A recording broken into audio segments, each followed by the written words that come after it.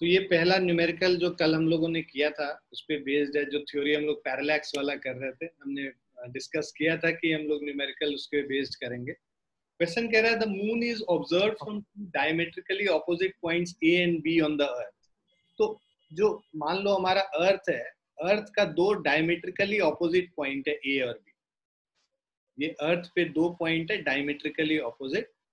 The angle theta subtended at the moon by the two directions of observation is 1 degree 54 minute. तो moon कहीं यहाँ पे है, इस पे जो एंगल सबटेंड हो रहा है इन दोनों पॉइंट से,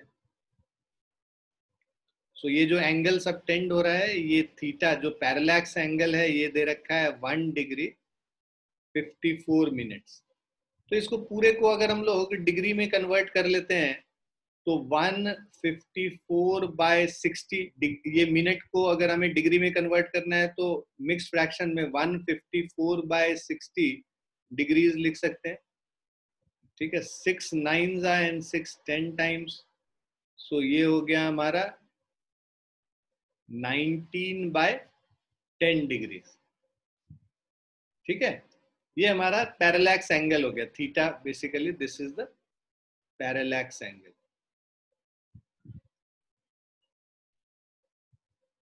हमें पैरेलैक्स एंगल मिल गया थीटा।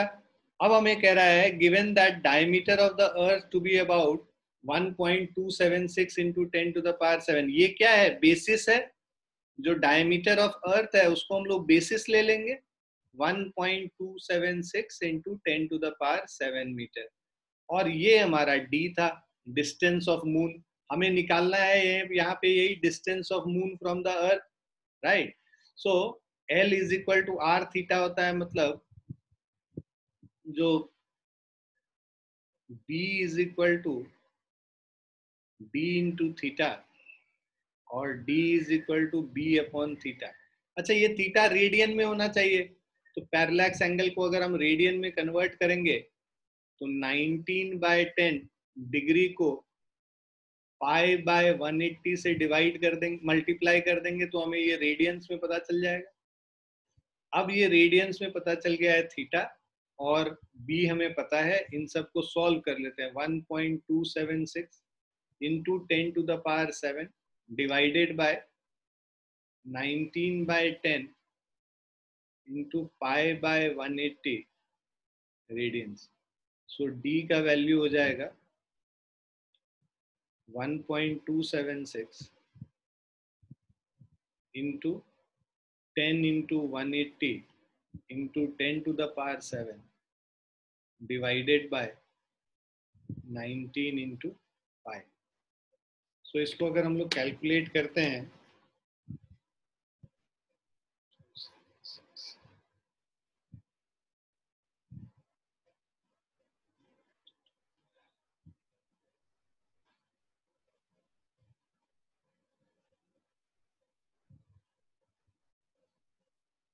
सो ये हमारा हो जाएगा 3.847 into 10 to the power 8 metre.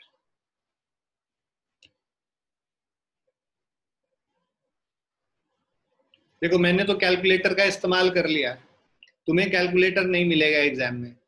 ठीक है, तो इसको अगर कैलकुलेटर नहीं मिलेगा तब सॉल्व करना है तो नॉर्मल कैलकुलेशन करेंगे। पाई की जगह 3.14 कर लो या 22/7 कर लो, 7 को ऊपर लेके चले जाओ और उसके बाद डिवाइड करके 2 डेसिमल प्लेस तक आंसर निकाल। क्लियर है?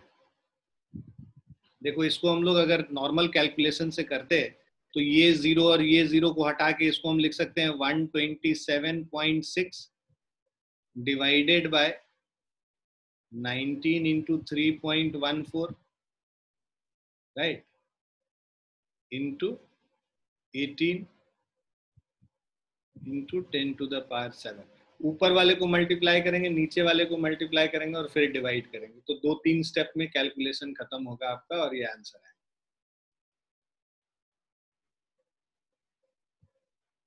कोशिश करो कम से कम, जब प्रैक्टिस करते हो घर पे भी तो कम से कम कैलकुलेटर का इस्तेमाल करो, क्योंकि एग्जाम में तो कैलकुलेटर नहीं मिलेगा। तो अगर कैलकुलेटर की आदत रहेगी तो वहां पे कैलकुलेशन ही नहीं कर पाओगे। ठीक है बच्चों, आप लोगों ने लिख लिया ये?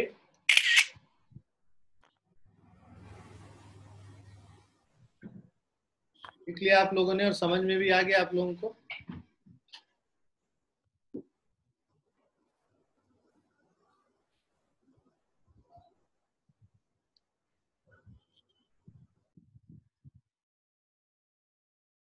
हाँ जी बच्चों। Yes sir. सर हाँ बेटा। Yes sir. ठीक ठीक, तो लिख लिया ना, आगे बढ़े हम लोग।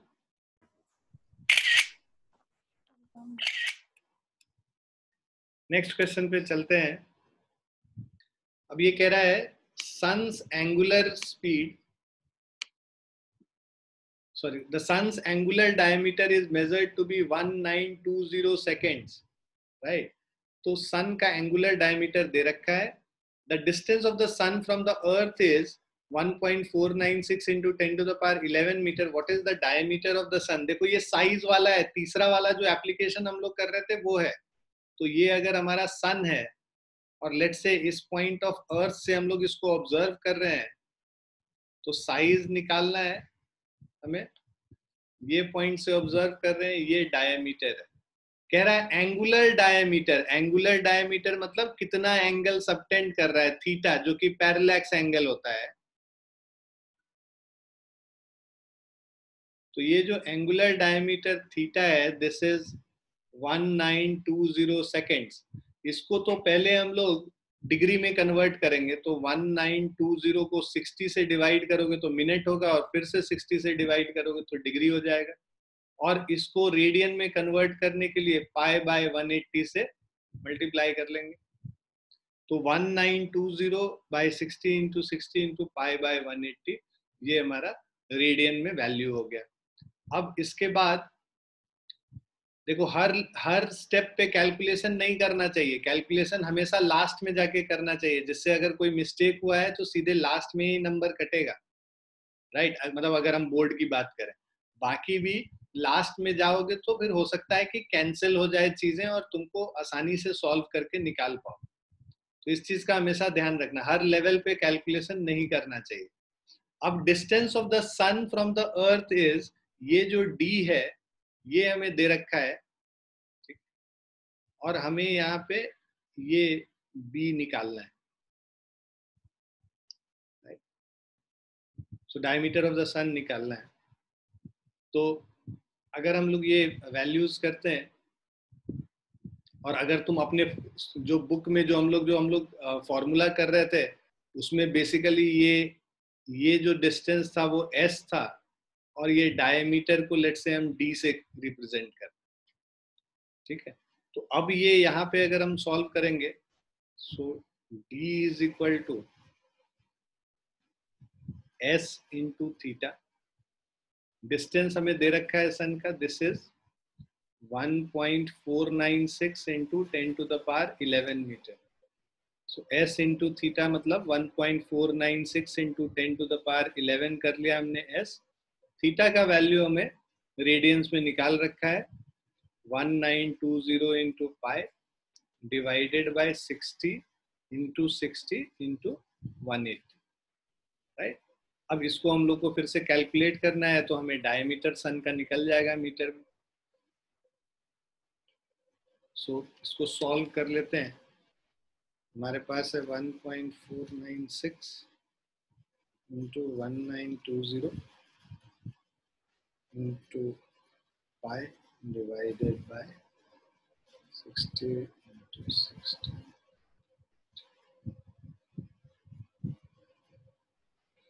सो दिस इज, यहाँ पे आ जाएगा 1.39 into 10 to the power 9 metre आ गया।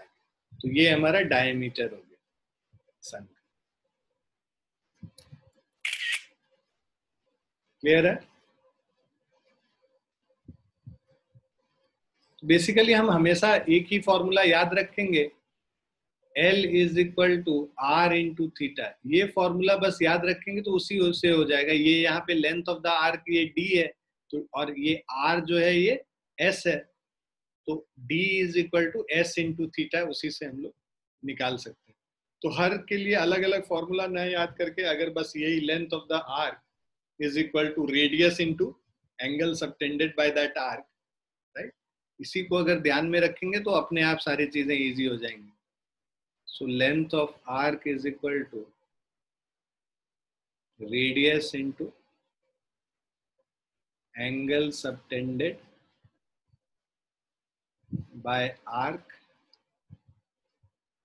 Eight centre. इसको ध्यान में रखना है बस. ठीक है बच्चों?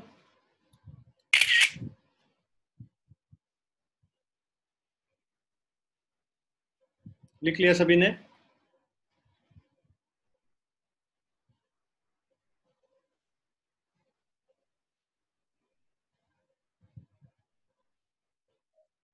Yes sir. लिख लिया बच्चों आप लोगों ने?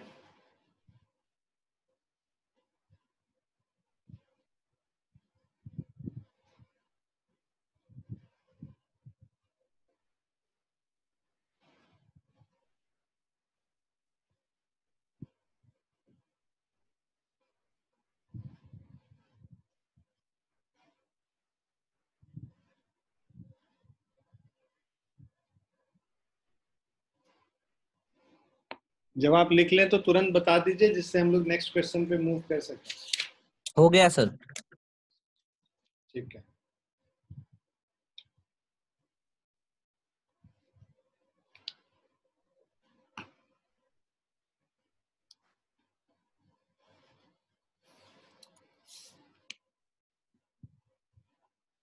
देखिए ये बिल्कुल वैसा ही क्वेश्चन है जैसा पिछला क्वेश्चन था, तो आप लोग इसको अटेम्प्ट कीजिए. मैं पीछे से इसको बनाऊंगा, पहले आप लोग अटेम्प्ट कीजिए इसको.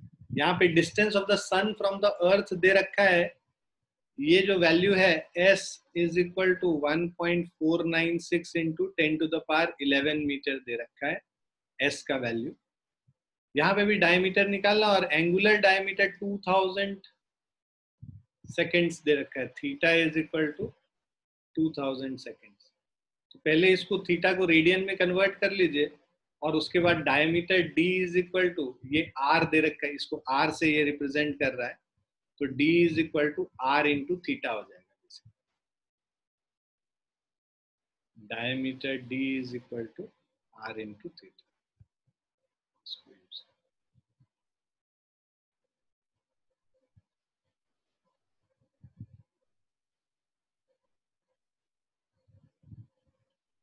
तो इसमें कुछ नहीं करना है. थीटा को हम लोग क्या करेंगे, 2000 सेकेंड्स है, इसको पहले डिग्री में कन्वर्ट कर लेंगे 60 इंटू 60 से डिवाइड करके, फिर पाई बाय 180 से मल्टीप्लाई कर लेंगे.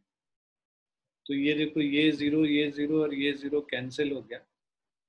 सो theta is equal to 2 pi by 36 into 18. अब d is equal to R theta है, r का value 1.496 10 to the power 11 into pi 2 pi divided by 36 into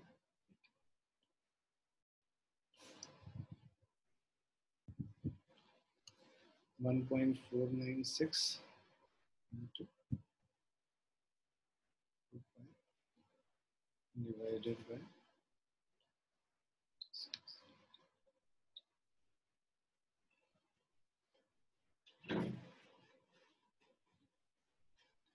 1.45 into 10 to the power.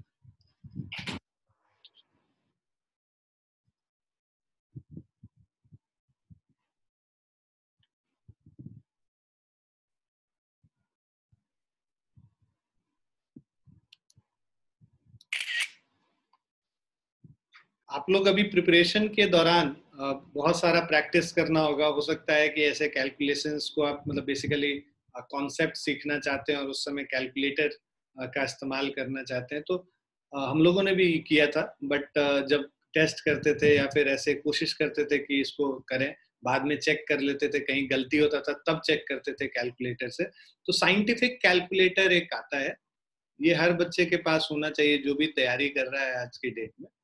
तो scientific calculator कहते हैं इसको FX 991, ठीक है।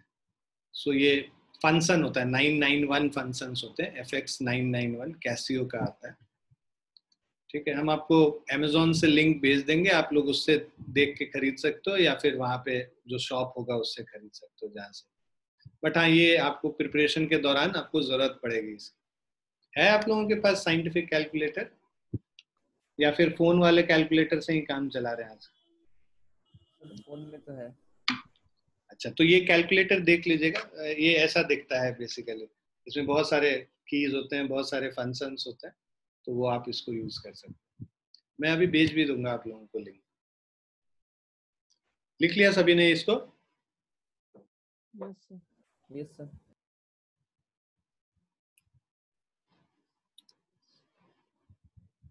Next question पे आते हैं। अब यहाँ पे ये देखिए, ये एनसीईआरटी में क्वेश्चन है ना। दोनों जेई और नीट वाले दोनों बच्चों को ये ध्यान रखना है कि एनसीईआरटी के सारे क्वेश्चंस करने चाहिए, है ना। बहुत कॉन्सेप्चुअल क्वेश्चंस होते हैं, अच्छे क्वेश्चंस होते हैं। और अब जो है धीरे धीरे नीट और आईआईटी दोनों एनसीईआरटी को ही बेस बना के चल रहे हैं। इसलिए बेस बना के चल रहे हैं जिससे हर जगह के बच्चों को वो सुविधा मिल सके तैयारी करने की। ऐसा ना हो कि जो बच्चे कोचिंग में जा रहे हैं या कहीं और जा रहे हैं उन्हीं को वो सुविधा मिले। तो इसलिए इन्होंने क्या किया है कि एक बेस बना लिया है। तो एनसीईआरटी को बेस बना के चलना है। तो मैं भी कोशिश करता हूँ कि बहुत सारे न्यूमेरिकल्स एनसीईआरटी से भी उठाऊं, जिससे कि आप लोग को जो है उसका भी प्रैक्टिस मिलता रहे। तो एनसीईआरटी को हमेशा बेस बना के चलना चाहिए। थ्योरी थोड़ा सा उसमें बहुत हाई फाई लिखा हुआ है, तो उन्होंने क्या है कि पॉइंट पॉइंट पॉइंट पॉइंट करके ले लिया है, तो उसमें वो थोड़ा एब्स्ट्रैक्ट हो जाता है, उतने अच्छे से समझ में नहीं आता है एक बार में पढ़ेंगे तो। लेकिन हाँ, जब क्लासेस हो जाती हैं उसके बाद पढ़ेंगे ना, जैसे एक चैप्टर मैंने पूरा पढ़ा दिया, उसके बाद आप पढ़ेंगे तो आपको सब समझ में आ जाएगा, क्योंकि आपको वो सारी चीजें आती हैं। तो एनसीईआरटी पढ़ना भी चाहिए बाद में, एक बार क्लास खत्म होने के बाद, after a chapter has been done. और उसके अलावा उसके क्वेश्चंस भी आपको करने चाहिए, सॉल्व्ड एग्जाम्पल और अनसॉल्व्ड। पहले चैप्टर का नहीं, जहां से motion in a straight line start होगा वहां से स्टार्ट कर लीजिएगा करना। पहले चैप्टर में जो जो क्वेश्चन करना होगा मैं आपको मार्क करा दूंगा, वो करना है, क्योंकि बहुत सारा चीज कोर्स में नहीं आता है और है भी नहीं, तो वो सब नहीं करना है। अब इस क्वेश्चन में देखिए, ये पैरेलैक्स का एक्चुअल एप्लीकेशन जो आपको कहीं नहीं मिलेगा एनसीईआरटी के अलावा। सो कह रहा है कि man wishes to estimate the distance of nearby tower from him, he stands at a point A, यहाँ पे पहले खड़ा होता है ए पॉइंट पे, in front of the tower, tower यहाँ पे सी पे है, ठीक है, and spots a very distant object O in line with AC. तो देखो यहाँ पे ये ऑब्जेक्ट यहाँ पे लिखा हुआ है, बट एक्चुअली ये बहुत डिस्टेंस पे होगा। तो मैंने कल एक एग्जाम्पल बताया था कि ट्रेन पे जब हम लोग रहते हैं और जो बहुत दूर के ऑब्जेक्ट को हम लोग देखते हैं तो वो हमें हमारे साथ चलता हुआ दिखता है, और जो पास के ऑब्जेक्ट है वो पीछे छूटता हुआ दिखता है, राइट।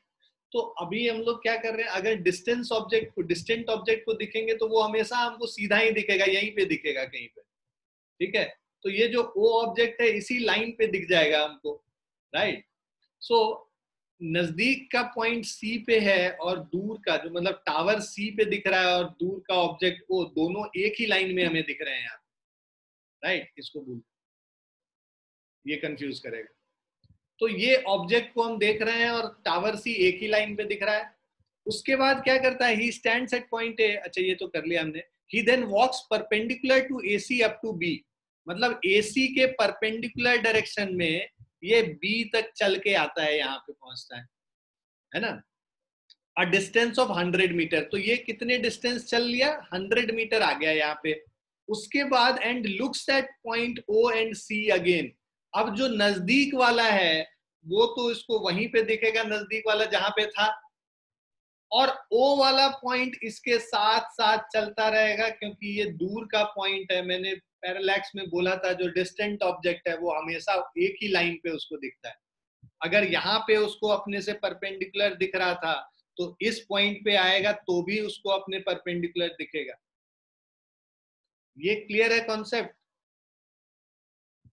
जो डिस्टेंट ऑब्जेक्ट है वो आदमी के साथ साथ उसको चलता हुआ दिखेगा। डिस्टेंट ऑब्जेक्ट हमेशा एक ही डायरेक्शन में उसको दिखेगा, इसी डायरेक्शन में। पास वाला ऑब्जेक्ट अब जो जहां पे था वहीं पे रह जाएगा, क्योंकि पास वाला ऑब्जेक्ट उसको पीछे छूटता हुआ दिखेगा। तो अब ये ए से बी जब पहुंच गया तो उसको वो सी पॉइंट पीछे ही दिख रहा है वहीं पे। बच्चों ये पॉइंट क्लियर है? ये क्लियर होगा तभी आगे समझ में आएगा। ये आ गया समझ में सबको? यस सर एक बार रिपीट कर देगा। हाँ हाँ, फिर से मैं बताता हूँ। देखो बेटा, तुम ए पे हो, पहली क्लास अटेंड किए थे क्या आप, या कल? नो सर, आज पहला क्लास। पहला क्लास है, इसीलिए पैरालैक्स नहीं समझ में। पैरालैक्स क्या होता है सबसे पहले तो फटाफट हम एक बार बता दें आपको। देखिए, एक बार स्टॉप शेयर कर रहा हूं मैं। आपके हाथ में जो पेन है उसको सामने रखिए अपने, राइट, और एक आंख बंद कीजिए अपना, मतलब एक आंख से इसको देखिए। लेट्स से राइट वाला हैंड आईज को क्लोज करना है, लेफ्ट वाले से देख रहे हैं, ठीक है, और पीछे आपको दीवार दिख रहा है उसके पीछे। उसके बाद हम लोग क्या करेंगे, इसको क्लोज करेंगे बेसिकली, मतलब दूर के ऑब्जेक्ट, मतलब दीवार पे सामने रख के इसको आपको रखना है, ठीक है। और दूसरे आईज से देखिएगा तो आपको ये पेन मूव करता हुआ दिखेगा, दिख रहा है मूव करता हुआ पेन इधर उधर? Yes sir. ठीक है, तो ये जो है इसको पैरालैक्स कहते हैं। इस प्रॉपर्टी को, ये जो फिनोमिना है इसको पैरालैक्स कहते हैं। अब मैंने एक एग्जांपल एक और बताया था पिछली क्लास में, वो एग्जांपल ये था, अभी हम लोग डिस्कस करते हैं उसको। एग्जांपल ये था कि अगर आप ट्रेन पे हैं बैठे हुए, राइट, और इस ट्रेन से जब आप कहीं जा रहे होते हैं तो आपको पास में अगर पोल या फिर कोई पेड़ है, वो आपको क्या दिखता है? ट्रेन इधर ट्रेवल कर रहा है तो ये पेड़ आपको पीछे जाता हुआ दिखेगा, दिखता है। और दूर कहीं पे मान लो एक पहाड़ है या फिर कुछ और है, मतलब कोई बड़ा सा कुछ ऐसे बिल्डिंग है या कुछ बहुत दूर है ना, तो वो आपको ट्रेन के साथ साथ आगे मूव करता हुआ दिखेगा, दिखता है? ये भी यस सर। हाँ सर। ये जो ऑब्जर्वेशन है, ये जो दूर की चीज हमें साथ चलती हुई दिखती है, पास की चीज पीछे जाते हुए दिखती है, इस मेथड इस चीज को भी पैरालैक्स कहते हैं।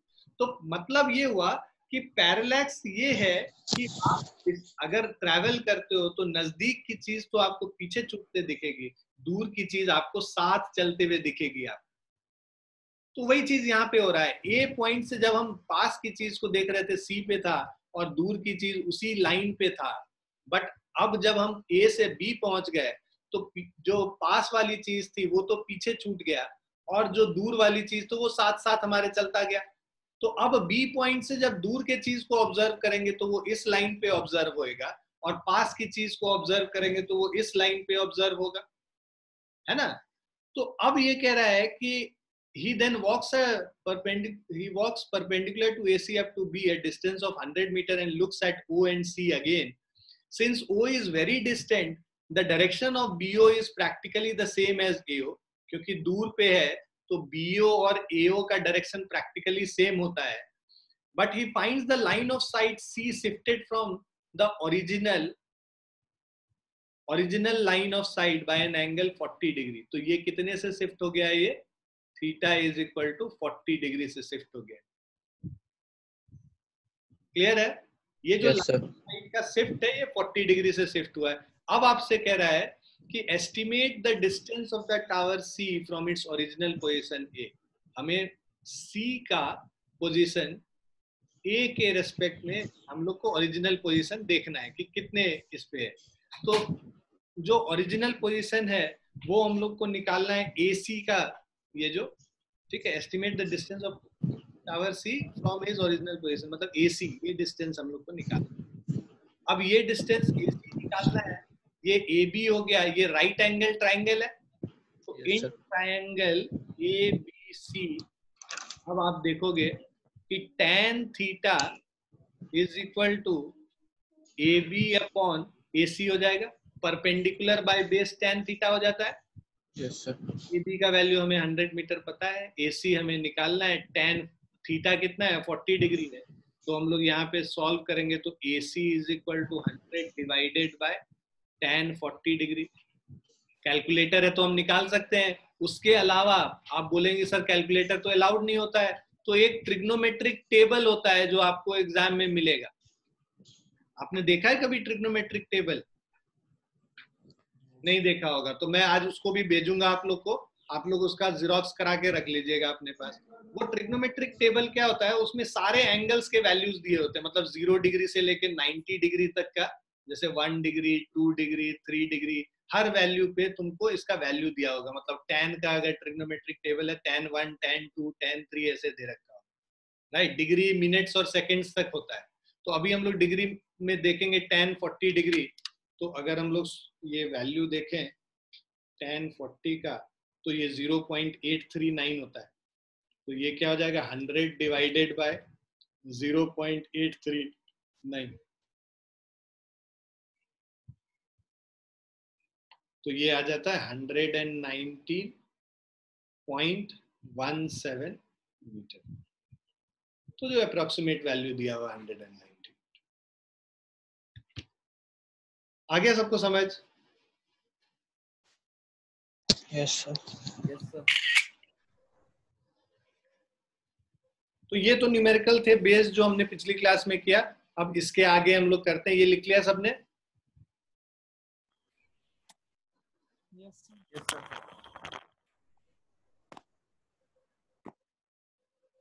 अब ये सम इंपॉर्टेंट प्रैक्टिकल यूनिट्स, तो ये दूर के डिस्टेंस को मेजर करने के लिए ये प्रैक्टिकल यूनिट्स डिफाइन किए गए हैं।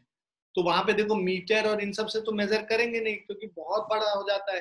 तो उसको हम लोग अलग अलग यूनिट्स डिफाइन किए। पहला यूनिट है एस्ट्रोनॉमिकल यूनिट। तो एस्ट्रोनॉमिकल यूनिट क्या है? It is the average distance of the centre of the sun from the centre of the earth. तो एवरेज डिस्टेंस, क्योंकि ये देखो एलिप्टिकल ऑर्बिट में अर्थ रोटेट करेगा, यहाँ पे ये सन के पास होगा, और ये फोकस पे सन को अगर रखेंगे यहाँ पे, ठीक है, ये होता है फोकस एलिप्स का। अब सन यहाँ पे है और अर्थ अगर यहाँ पे है, तो ये मैक्सिमम डिस्टेंस हो गया अर्थ का, राइट। और यहाँ पे जब अर्थ आएगा तो मिनिमम डिस्टेंस हो गया। तो इनका एवरेज डिस्टेंस हम निकालते हैं, और वो जो एवरेज डिस्टेंस होता है वो 1 एस्ट्रोनॉमिकल यूनिट है। उसको अगर मीटर में कन्वर्ट करोगे तो 1 एस्ट्रोनॉमिकल यूनिट इज 1.496 × 10⁻11 मीटर। तो ये वैल्यूज तुम्हें याद करके रखने होते हैं, ओके। तो 1 एस्ट्रोनॉमिकल यूनिट इज 1.496 × 10⁻11 मीटर। उसके बाद दूसरा कन्वर्जन होता है लाइट ईयर। लाइट ईयर क्या है? Distance travel by the light in 1 year in vacuum. Light का स्पीड क्या होता है? 3 × 10⁸ मीटर पर सेकेंड। तो ये स्पीड इंटू टाइम, डिस्टेंस क्या होता है? Speed into time. एक साल में कितना सेकेंड हो जाएगा, उसको कन्वर्ट कर लो।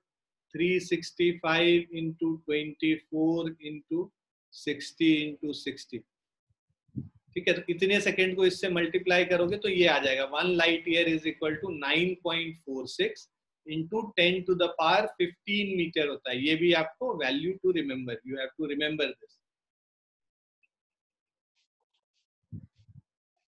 ठीक है। तीसरा आ जाते हैं पारसेक। तो हमारा हो गया पहला एस्ट्रोनॉमिकल यूनिट, फिर लाइट ईयर, फिर पारसेक। पारसेक क्या है?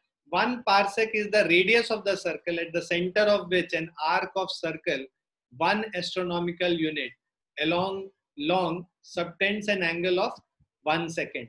तो ये देखो length of the arc 1 astronomical unit जब होगा, तब अगर एंगल जो सबटेंड करता है वो अगर 1 सेकेंड है, तो ये जो डिस्टेंस है उसको 1 पारसेक कहते हैं। 1 पारसेक को मीटर में कन्वर्ट करेंगे तो वो 3.1 × 10⁻16 मीटर होता है। तो आपको डेफिनेशन याद रखना है और वैल्यूज याद रखने हैं, ठीक है। यहाँ पे भी ये वाला वैल्यू याद रखना है, क्योंकि क्वेश्चन आते हैं कन्वर्जन्स के, ये जो बड़े यूनिट्स के कन्वर्जन के। तो वो कन्वर्जन कब तभी कर पाएंगे जब आपको ये सारा याद होगा, नहीं तो फिर डेफिनेशन से आपको ये डिराइव करना पड़ेगा अपने आप में बड़ा कैलकुलेशन। तो इस कैलकुलेशन याद रखेंगे तो it will be easy for. लिख लीजिए फटाफट ये 3 conversion, 1 astronomical unit, 1 light year और 1 पारसेक का, फटाफट लिख लीजिए। कॉपी आप लोगों ने बना रखा है ना बढ़िया सा एक फिजिक्स के लिए? कॉपी से अच्छे से बनाइए, क्योंकि कॉपी में जितनी चीजें लिखेंगे वही आपको काम आएगा। क्योंकि रिवीजन के समय कॉपी ही आप पढ़ते हैं ना, जब भी एग्जाम होता है या कोई भी चीज होती है। तो अपना नोट्स आपका खुद का होना चाहिए। अभी भी जो ऑर्गेनाइज्ड बच्चा है वो अपना नोट्स खुद बनाता है। हमारे नोट्स को यूज करो, जो शेयर करता हूँ, और उससे अपना खुद का नोट्स बनाओ। जब अपना लिखा हुआ रहता है ना तो ज्यादा आसानी से याद होता है, और उससे आप कनेक्ट भी कर पाते हो अच्छे से। आपको याद रहेगा कि अच्छा मैंने इस समय ये लिखा था और सर ने ये बताया था। इस सबने लिख लिया इसको? Yes, sir. Yes sir. अब ये कुछ और छोटे वाले यूनिट्स के कन्वर्जन है। छोटे बड़े सारे हैं, बेसिकली जो हमने यूज किए हैं अभी वो भी हैं। 1 fermi 10 to the power -15 metre होता है। 1 angstrom 10 to the power -10 metre होता है। तो ये सब याद रखना है आपको, एक फर्मी का, एक एंगस्ट्रॉम का। एस्ट्रोनॉमिकल यूनिट तो अभी हम लोगों ने कर ही लिया था। लाइट ईयर भी अभी हम लोगों ने पीछे किया ही है, राइट। 1 पारसेक भी हमने अभी किया ही। तो ये 5 यूनिट्स जो है आपको याद रखना। फर्मी और एंगस्ट्रॉम बस फटाफट ऐड कर लीजिए, बाकी तो 3 अभी पीछे वाले स्लाइड में हमने किया था।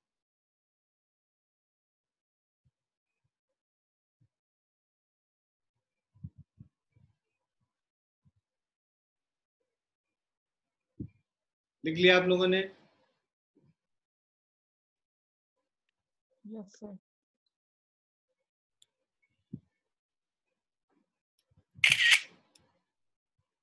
अब ये देखो, जो अभी हम लोगों ने किया है उसी पे बेस्ड है बेसिकली। तो जितने ये क्वेश्चंस हैं, so these are based on the portion which we have अभी तुरंत जो कन्वर्जन वाला किए थे उस पे बेस्ड।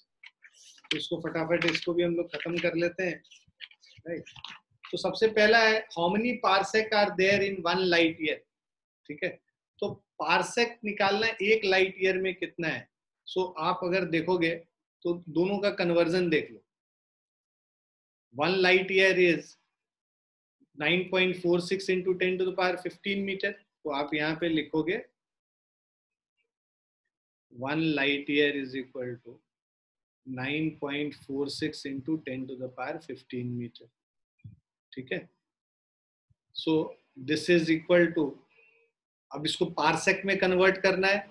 एक parsec, this is equal to 9.46 into 10 to the power 15 divided by 1 parsec कितना था, 3.084 इंटू 10 टू द पावर 16 से डिवाइड कर दोगे तो ये पारसेक में कन्वर्ट हो जाएगा, क्योंकि 1 parsec was these many metres. Clear है ये? तो इसको कन्वर्ट कर लोगे 9.46 डिवाइडेड बाय 3.084, सो ये 3.06 into 10 to the power -1 parsec आ गया। So this is 0.306 parsec.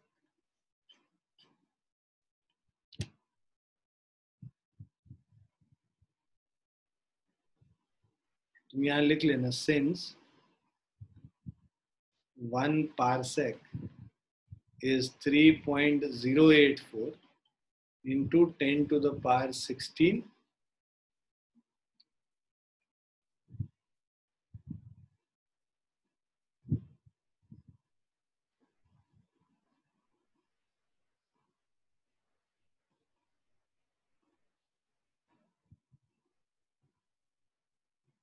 Clear है बच्चों? Yes, sir. Yes, sir.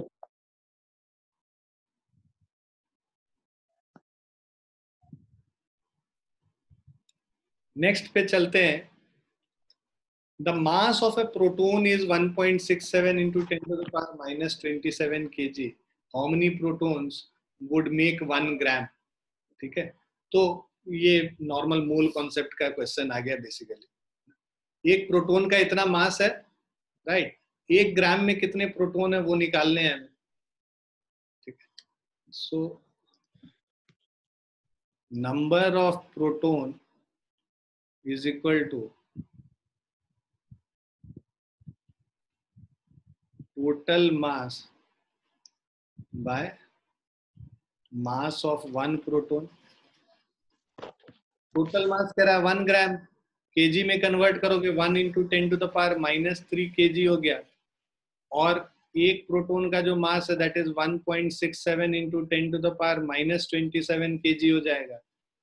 तो ये डिवाइड कर लोगे तो 1 डिवाइडेड बाय 1.67 तो 0.598 हो गया।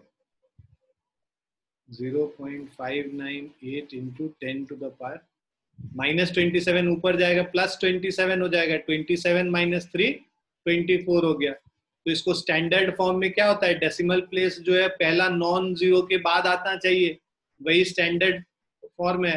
तो 5.98 इंटू 10⁻24 हो जाएगा। ये हमारा नंबर ऑफ प्रोटॉन्स हो जाएगा।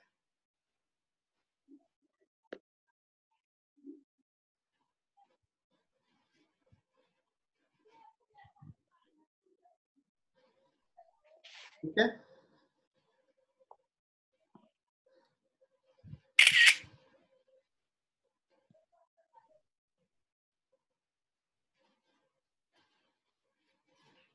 क्लियर है बच्चों?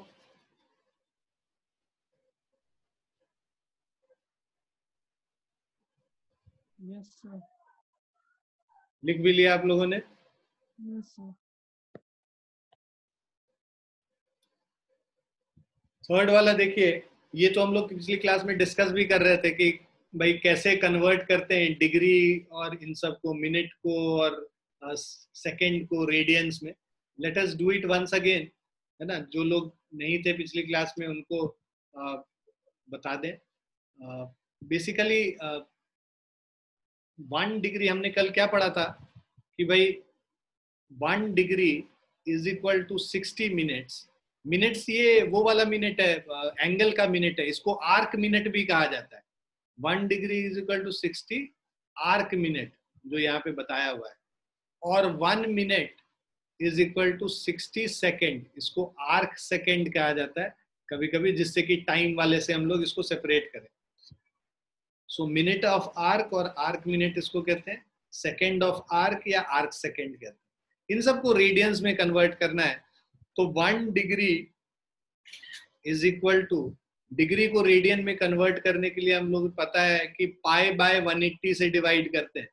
ये हम लोग पिछली क्लास में किए थे। डिग्री टू अगर हमें रेडियन में कन्वर्ट करना है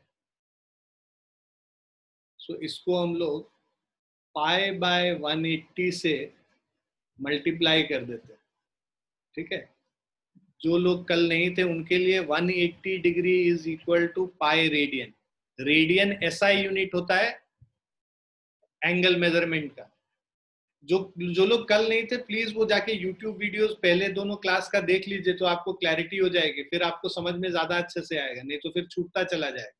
यही वजह है कि हम लोग सारा रिकॉर्ड करके डालते जा रहे हैं कि जो लोग 1, 2, 3 क्लास के बाद आए वो पीछे अपना उसको देख के रिवाइज कर सके और समझ सके, क्योंकि बैकअप लेना तो यहाँ से फिर पॉसिबल नहीं हो पाएगा। अब 1 इंटू पाई बाय 180 है, पाई का वैल्यू क्या होता है 3.14 होता है। तो तुम 3.14 को 180 से डिवाइड कर लोगे तो 0.01, तो ये आ जाएगा 1.744 इंटू 10⁻⁻2 रेडियंस आ गया, है ना? मैंने 3.14 लिया, 22/7 लोगे तो ये आ जाएगा, कुछ भी ले सकते हो, तुम्हारे ऊपर है। 1 मिनट को अगर कन्वर्ट करना है रेडियंस में तो पहले तो इसको डिग्री में कन्वर्ट कर लेंगे, तो 1 मिनट को 1/60 डिग्रीज लिख सकते हैं। डिग्री में कन्वर्ट करने के बाद उसको पाई बाय 180 से मल्टीप्लाई कर लेंगे। सो ये हमारा हो जाएगा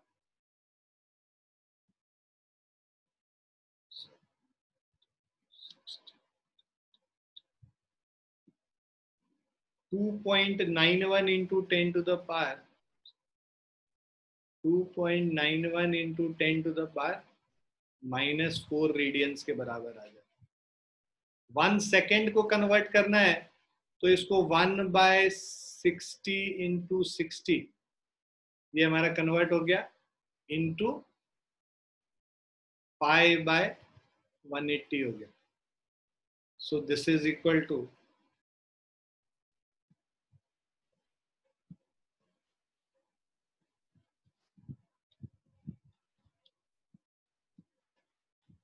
4.85 into 10 to the power minus 6 radiance.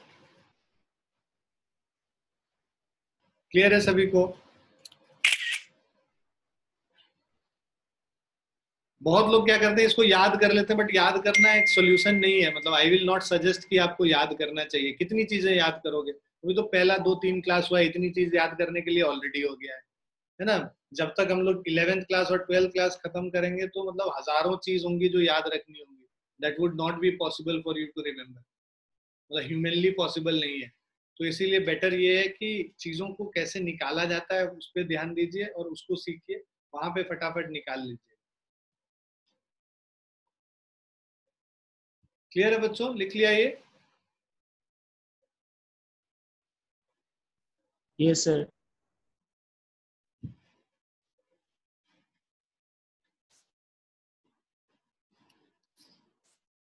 Fourth question पे आते हैं. The mass of an electron is this much, how many electrons would make 1 kg. ये भी वैसा ही है, सेकंड क्वेश्चन जैसा है, सिमिलर क्वेश्चन. ठीक है, तो नंबर ऑफ इलेक्ट्रॉन्स, वहां प्रोटॉन था, यहाँ इलेक्ट्रॉन है. So number of electron is total mass divided by mass of 1 electron. तो टोटल मास हमारा क्या हो जा रहा है, 1 kg divided by 9.11 into 10 to the power minus 31 kg. So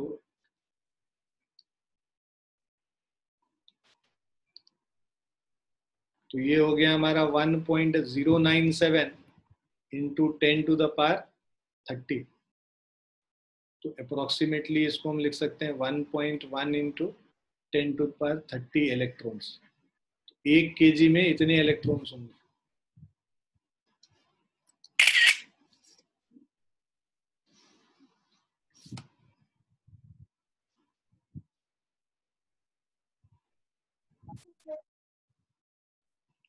लिख लिया?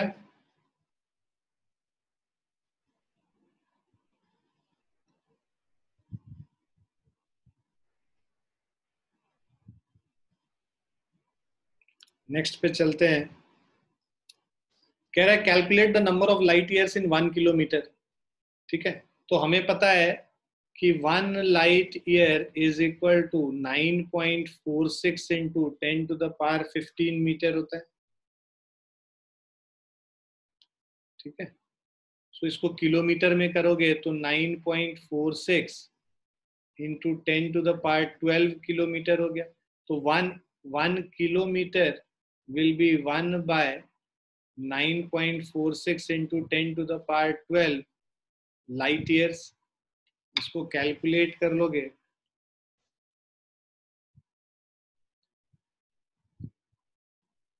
तो ये हो जाता है 1.057 into 10 to the power minus 13 light year.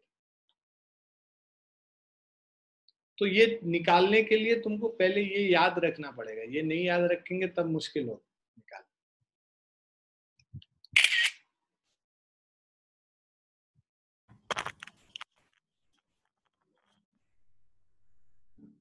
इसको 1.1 into 10 to the power minus 13 नहीं लिख सकते हैं? हाँ, क्यों नहीं लिख सकते हैं? तो ऊपर में लिखा हुआ था तो मैंने मैच करके वही लिख दिया, उतना ही है. मतलब आ भी रहा था कैलकुलेटर में. तुम्हारे पास ऑप्शन होगा ना नीट पे, 1.1 है, 1.2 है, ऐसे करके, या 1.3 है. तो उसमें से देख लेना कौन सा इससे ज्यादा सबसे ज्यादा मैच कर रहा है, उसके साथ उसको टिक कर देना. एमसीक्यू टाइप में यही तो देखना है ना कि इससे जो क्लोजेस्ट मैचिंग इससे आएगा उसको टिक करना है.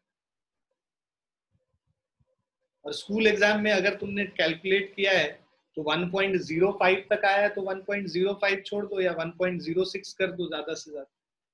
1.1 तो बहुत दूर हो जाएगा उससे,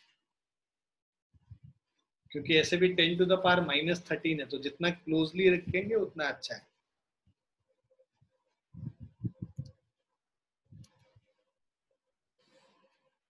अब ये फिर से है भाई, express 1 light year in terms of metre, तो हमें तो पता ही है 1 light year is equal to 9.46 into 10 to the power 15 metre.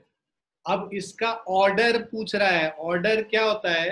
Basically अगर ये नंबर, जो कोई भी नंबर, मान लो तुम a into 10 to the power कुछ b कर रहे हो, अगर ये a 5 से छोटा है, if a is less than 5, तो इसका जो ऑर्डर होगा, ऑर्डर 10 का पावर हो जाता है b। और अगर यही if a is greater and equal to 5 है, तो जो ऑर्डर होगा वो b+1 हो जाएगा। जो पावर है उससे 1 ऐड कर देंगे। 9.46 क्या है? सिंस 9.46 इज ग्रेटर देन 5, तो यहाँ पे ऑर्डर इसका क्या हो जाएगा? 10, ये 10 का पावर 15 प्लस 1 कर देंगे, 16 इसका ऑर्डर हो जाएगा। क्लियर है? क्लियर है बच्चों? ऑर्डर कैसे निकालते हैं? Yes sir.